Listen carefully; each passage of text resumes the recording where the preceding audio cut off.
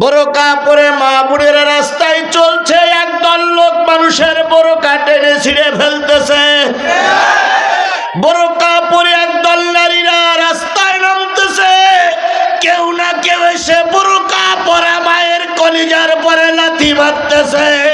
বোরকা পরে রাস্তায় ঘুরতেছে, বোরকা খুলে নেবার জন্য হুমকি দিচ্ছে। এরকম হুমকি আগেও ছিল, এখনো আছে।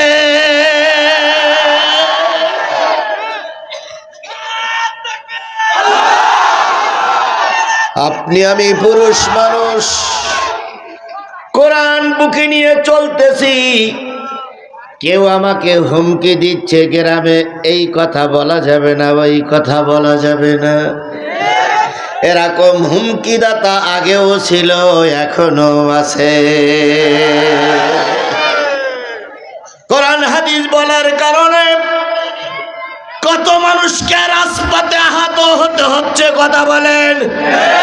শুধুমাত্র কোরআনের পক্ষে দাওয়াত দেওয়ার কারণে গতকাল আমাদের এক ভাই টাঙ্গাইলে তাকে কোপাইয়ে কোপাইয়ে মৃত্যুর কোলে ঠেলে দেওয়া হয়েছে। আমাদের ভাই শহীদ হয়েছে শুধু কোরআন হাদিস বলার অপরাধে।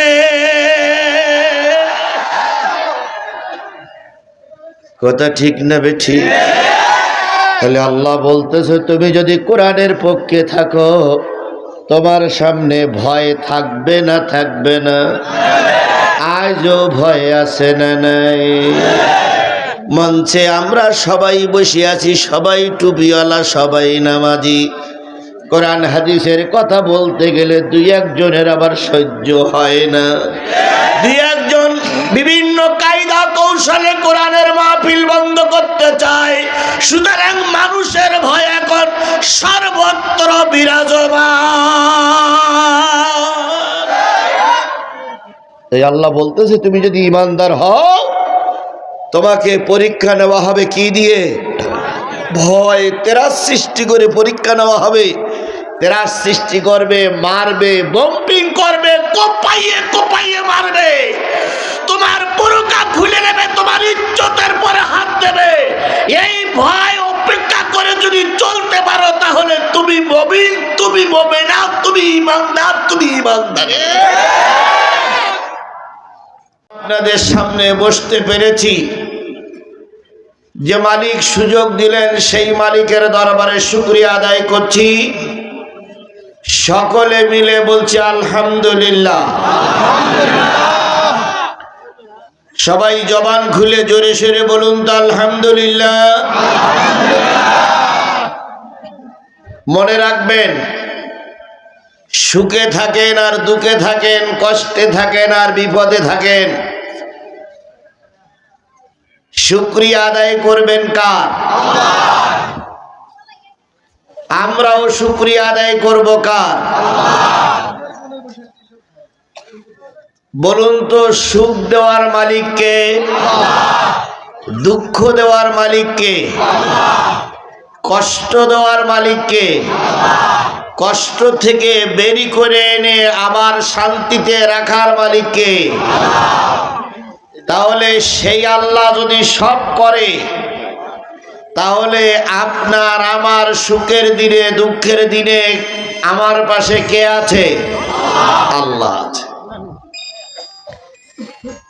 ঈমানদার যারা, তাদের পরীক্ষা হবে না? হবে না? হতেই হবে। আচ্ছা বলুন তো, যারা ছাত্র তারা যদি পরীক্ষা না হয় তাহলে ছাত্র ভালো মন্দ বোঝা যায়? বোঝা যায়। কথায় বলে, লেখাপড়া সুখের হতো যদি না হতো পরীক্ষা। এক ছাত্র বাড়ি এসে আব্বারে বলতেছে, আব্বা আমার এবার 2 রোল হয়েছে। তো বাপ বলতেছে, আলহামদুলিল্লাহ, সুম্মা আলহামদুলিল্লাহ, তোর মতন একটা ছেলে আমার ঘরে আছে, আমি শুকরিয়া আদায় করছি আল্লাহ। তো বলতেছ, তোর ক্লাসে ছেলে মেয়ে কয়জন? তো বলতেছে, আব্বা 2 জন। করিম চাচার মেয়ে আর আমি। তা করিম চাচার মেয়ের হয়েছে 1 রোল আর আমার হয়েছে 2 রোল। তো বাপ তখন রেগে মেগে বলতে, তোরা 2 জন ছাত্র ছাত্রীতে 2 রোল হবে না তো কয় রোল হবে? আমরা কি যে ক্লাসে 2 জন ছাত্র ছাত্রী ওই ক্লাসে থাকতে চাই না 70 জন ছাত্র ছাত্রীর ক্লাসে থাকতে চাই? 70 জন ছাত্র ছাত্রীর ক্লাসে যদি 1 রোল হয় অথবা 2 রোল হয়, বুঝতে হবে সেটাই হলো ভালো ছাত্র। তাহলে আমরা অনেকের ভিতর দিয়ে পরীক্ষা দিয়ে দেখাতে চাই আমরা খারাপ ছাত্র নই। এবার বলুন তো, ছাত্ররা পরীক্ষার আগে চেষ্টা করবে না পরীক্ষার পরে চেষ্টা করবে? আগে চেষ্টা করতে হবে, কারণ পরীক্ষার পরে আর চেষ্টা করার কোনো সুযোগ। পরীক্ষার রেজাল্ট আসার পরে অনেক ছেলে মেয়েরা কান্নাকাটি করে, কিন্তু এই কান্নাকাটিটা যদি পরীক্ষার পরে না হয়ে পরীক্ষার আগে হতো, তাহলে নিশ্চয়ই ওই ছেলে মেয়ে ভালো রেজাল্ট করত। আমাদের সবার সামনে, আমার জীবনের, আপনাদের জীবনের, সকলের জীবনের একটা ফাইনাল পরীক্ষা আমাদের সামনে। এই পরীক্ষায় মোটো খারাপ রেজাল্ট করা যাবে না। এই পরীক্ষার রেজাল্ট আমার ভালো হওয়া লাগবে। আর ভালো হতে গেলে প্রস্তুতি আগে নেবেন না পরে নেবেন? এখন পরীক্ষা যে হবে, ক্লাসের পরীক্ষা হয় কি দিয়ে? বাংলা, অঙ্ক, ইংরেজি, ইসলামী সাহিত্য, ভূগোল, অর্থনীতি, পৌরনীতি, এই দিয়ে ক্লাসের পরীক্ষা হয়। আপনি আমি বুড়ো হয়ে গেছি, আপনার আমার বয়স বেশি হয়ে গেছে, আপনাকে আমাকে আল্লাহ কি দিয়ে পরীক্ষা নেবে সেইটা কি কোরআন শরীফে আছে? আল্লাহ বলতেছেন, ওয়ালা নাবলুওয়ান্নাকুম বিশাইইম মিনাল খাউফি ওয়াল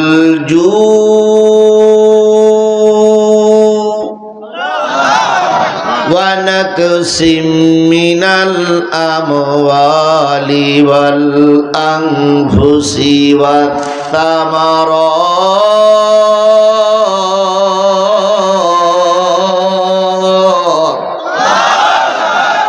ওয়া বাশশিরিস সাবিরিন।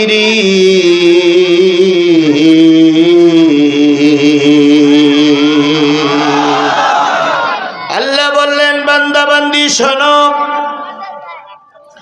ঈমান এনেছো, সর্বপ্রথম তোমাদের পরীক্ষা হবে ভয় দিয়ে। কি দিয়ে? কিসের ভয়? হ্যাঁ, জোরে বলেন, কিসের ভয়? আল্লাহর ভয় যতটুকু থাক আর না থাক, যে অবস্থা আমরা পার করছি এখন, সবচেয়ে বড় ভয় হয়েছে মানুষের ভয়।